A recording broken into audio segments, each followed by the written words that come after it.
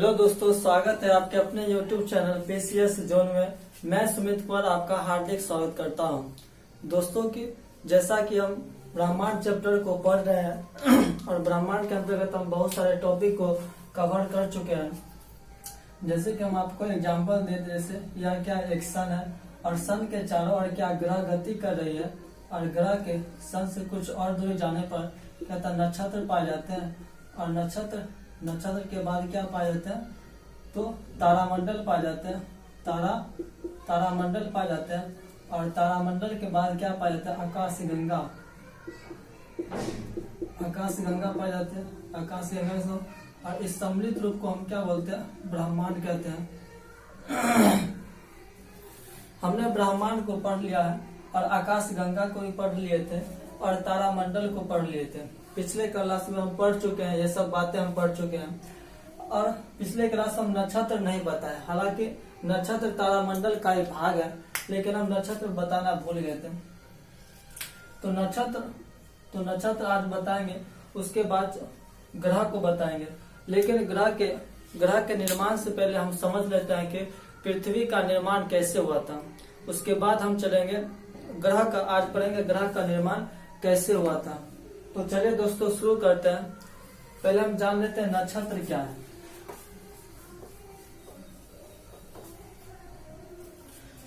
तो पहले हम जान लेते हैं नक्षत्र है क्या।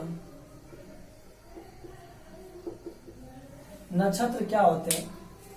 नक्षत्र जो होते हैं एक प्रकार के तारों का ही समूह होते हैं जो कि हमारे ब्रह्मांड में पाए जाते हैं। नक्षत्र जो होते हैं तारामंडल में क्या होता है, ये एक तारामंडल जैसे तारों के समूह को ही क्या बोलते हैं, नक्षत्र होते हैं। हमारे ब्रह्मांड में जो है 27 नक्षत्र होते हैं। हमारे ब्रह्मांड में कितने नक्षत्र हैं? तो हमारे ब्रह्मांड में 27 नक्षत्र हैं और इसी नक्षत्र को अध्ययन करके लोग एस्ट्रोलॉजी बन जाते हैं, अर्थात ज्योतिष शास्त्र बन जाते हैं।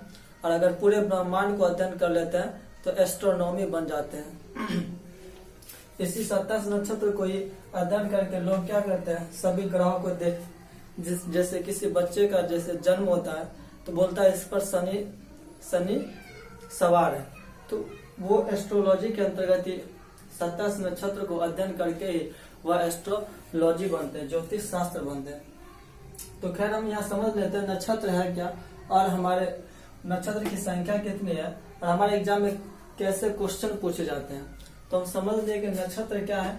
तो नक्षत्र जो है एक प्रकार के तारों के ही समूह होते हैं और ये तारों के समूह ब्रह्मांड में कितने पाए जाते हैं, तो 27 पाए जाते हैं।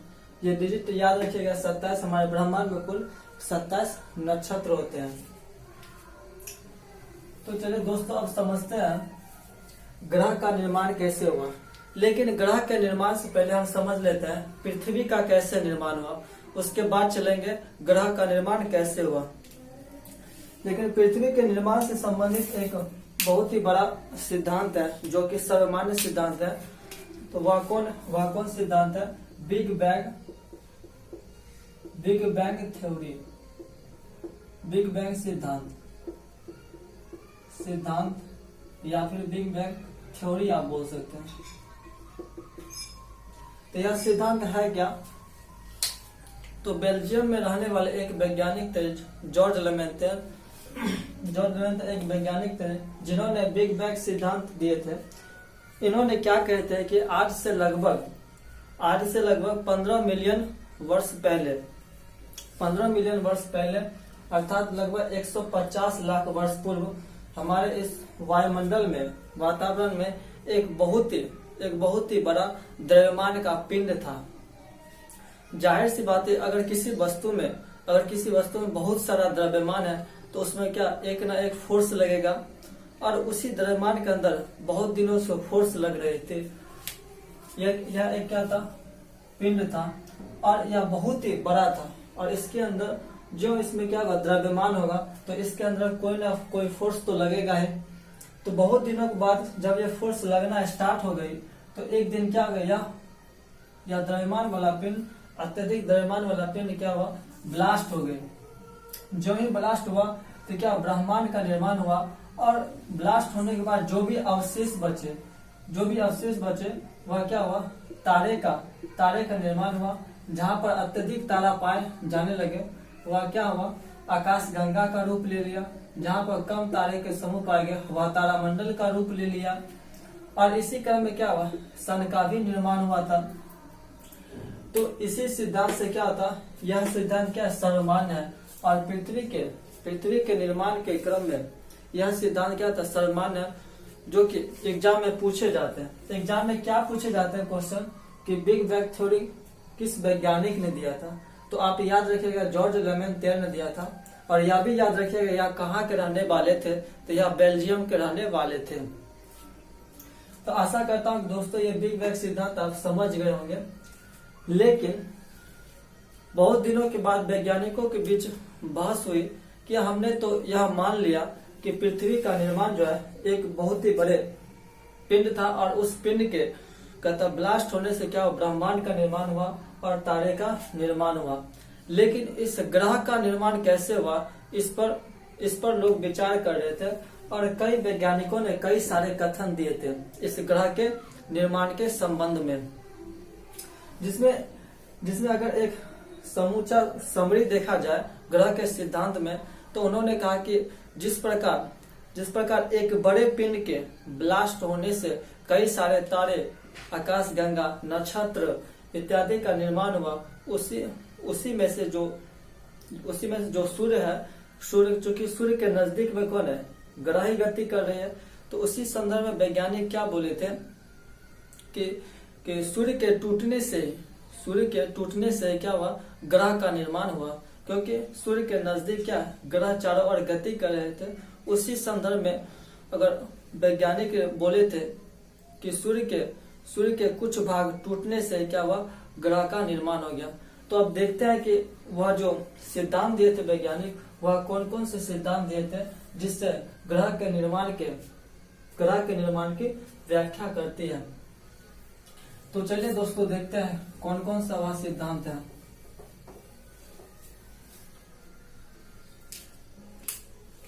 एक सिद्धांत आता है एक तारा सिद्धांत। क्या था, एक तारा सिद्धांत अर्थात मोनो स्टार थ्योरी। एक तारा सिद्धांत में एक सिद्धांत आता है, एक वैज्ञानिक थे कांट नाम का वैज्ञानिक थे। उन्होंने कांट का गैसीय सिद्धांत। तो ये वैज्ञानिक क्या कहते हैं, ग्रह के निर्माण के संबंध में इन वैज्ञानिकों का क्या कथन था, कांट का क्या कथन था, उसको हम देखते हैं। इन्होंने कहा कि जब सूर्य निर्माण हुआ होगा तो उसका बाहरी भाग क्या होगा, काफी गर्म होगा, और गर्म होने के कारण उसका बाहरी भाग क्या होगा, गैसीय अवस्था में होगी। उसका बाहरी भाग गैसीय अवस्था में होगी, और सूर्य जो है वह क्या रोटेट कर रही है, वह क्या गति में रहती है। और उसी गति के क्रम में यह क्या मान लिया, यह क्या सन है, और यह सन का बाहरी भाग क्या था, गर्म है, और गर्म होने के क्रम में या इसका बाहरी भाग क्या होगा, गैसीय अवस्था में होगी, और सन क्या रोटेट भी कर रहे। उसी रोटेट के क्रम में क्या हुआ होगा कि इसका कुछ भाग क्या होगा, अलग हो गया होगा, और क्या होगा, इसी से क्या होगा, ग्रह का निर्माण हुआ होगा। ये इन वैज्ञानिकों का कथन था, कांट का गैसीय सिद्धांत।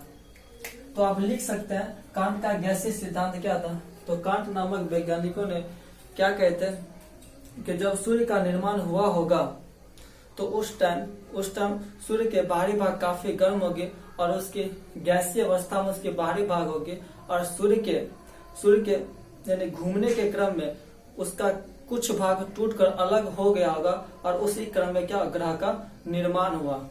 ये आप ये लिख सकते हैं अपने कॉपी में, नोटबुक में। फिर एक वैज्ञानिक आए थे लाप्लास का एक सिद्धांत है, लाप्लास का निहारिका सिद्धांत।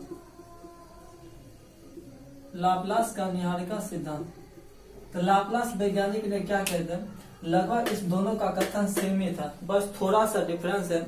लाप्लास का निहारिका सिद्धांत, तो लाप्लास वैज्ञानिक ने क्या कहते हैं कि जब सूर्य का निर्माण हुआ होगा सूर्य के करोड़ों वर्षों के बाद वह क्या सूर्य ठंडा हो गया होगा, उसका बाहरी भाग ठंडा हो गया होगा, लेकिन उसका अंदर का भाग क्या हो काफी गर्म होगा।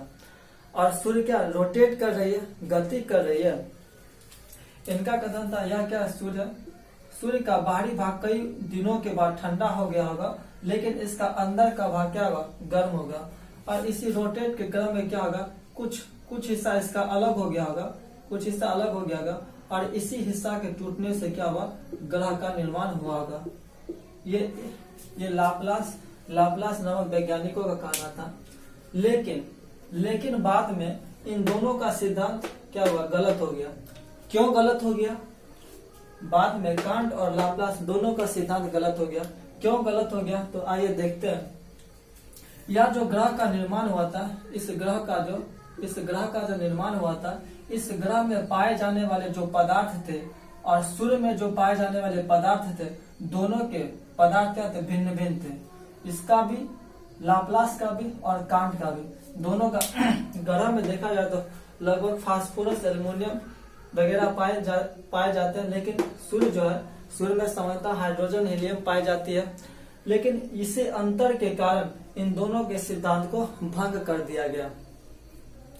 इन दोनों के सिद्धांत के भंग होने के बाद अब एक वैज्ञानिक आए थे दो तारा सिद्धांत लेकर, द्वैध तारा सिद्धांत। तो उसके बाद आते कौन? द्वैध तारा सिद्धांत। इसको दोस्तों मिटा देते हैं। एक तारा सिद्धांत के बाद आया था कौन? द्वैध तारा सिद्धांत। द्वैध तारा सिद्धांत। द्वैध तारा सिद्धांत, ड्यूअल स्टार थ्योरी।